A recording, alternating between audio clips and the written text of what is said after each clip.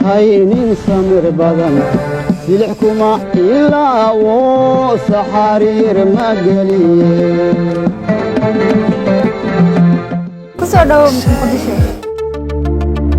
kusoo dhawow caasimadda aan dadkeedu quusan ee dambaska u beddesha dabaqa magaalada muqdisho ee caasimadda Soomaaliya waxay qarniyo la daalaadhacaysay colaado kala duwan oo mid sokeeyo ugu horreyso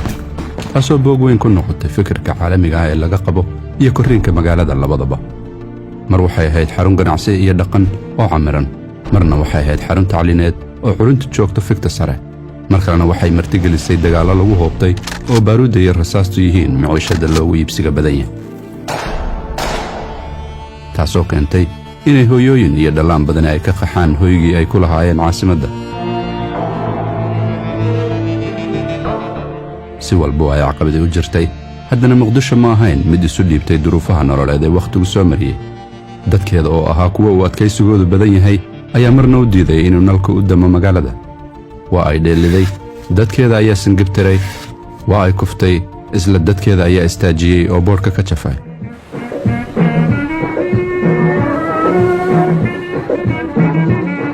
mar kale maanta muqdisho waxaa laga dareemayaa isbeddel muuqda dhismayaal cusub ayaa ka soo kacay dambaskii colaadda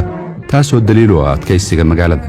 korriin ganacsi oo xawli ayaa ka dhex socda caasimadda heshiisyo malaayiin dollar ah ayaa si maalinlaha loogu dhex galaa muqdisho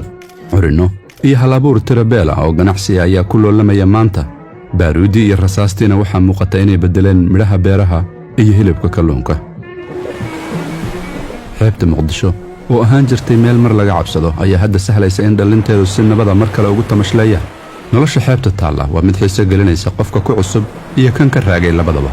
midowga hirarka badda codka da'yarta halkan wakhtiga ku qaadanaysa iyo neecawda baddu waa mid sahlaysa inaad dareento raaxo nafsiya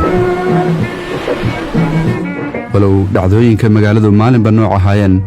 haddana muqdisho waa mid si adag u xifdiday raadadkeeda taariikheed dhismayaasha qadiimiga ee madxafka qaranka iyo tiyaatarka qaranku weli waa naga yihiin